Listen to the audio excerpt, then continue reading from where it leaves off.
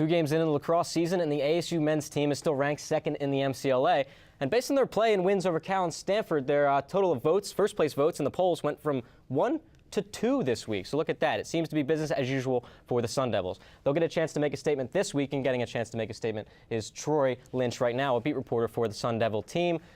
First, 2 weekends ago in UCLA, the Sun Devils start their season out 2-0 over Cal and Stanford. What'd you see? Well, I saw a team that was almost as good as last season on the championship side. I mean, there's 3 players who really stood out during the game, and if we take a look at the graphic right now, we're going to see Dan Davis, Cooper Piquel, and Kyle Denis. They did most of the scoring for the Sun Devils that weekend. Dan Davis already on a tear, 7 goals, 1 assist. I mean, he had 59 goals last year, which was 3rd in the MCLA, so he is absolutely outstanding so far. And if we see more production from Cooper Piquel and Kyle Denis, ASU will be very dangerous. All right, to that I say, so what? Because so what if just these 3 guys are great? They ain't going to need the depth. But I was out at UCLA, and I did watch a couple of those games, and I saw the depth that they showed on the field. Who specifically surprised you? When I was listening to your call, some of the names that you guys said really surprised me, and 2 of those guys are Billy Main and Rhett Rogers. Billy Main, he's a senior. If we take a look at their stats from last season, they're not up to par.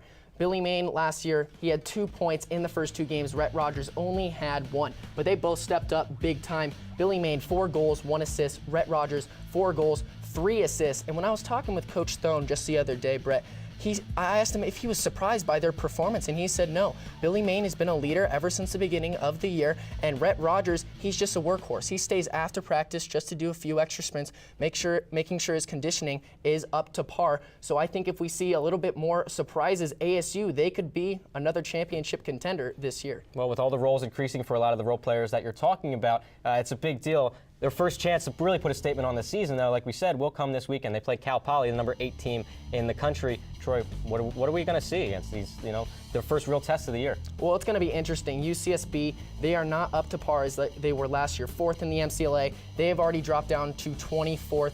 And they already lost to USC 5-4. They already lost to Cal Poly 11-2. So they're shuffling back and forth. But Cal Poly, that's going to be the big game to watch. They are looking dominant on the defensive end and both on the offensive side. But the only thing that concerns me with them is they haven't really played anybody who's that great. I mean, and their offensive production's okay. They get past 10 points some of the time, but it's not up to where it should be. So I think whoever plays the more complete match against ASU, that's going to come up with the win. But if I had to say right now, I think ASU is going to win 10-8. I'm going to hold you to that. If it doesn't happen, you're off the show. That's all. That's the last thing you ever do for WCSN. Right. Troy Lynch, thank you for joining me here. Over back to Jason, who's got some playing in the sand to talk to us about.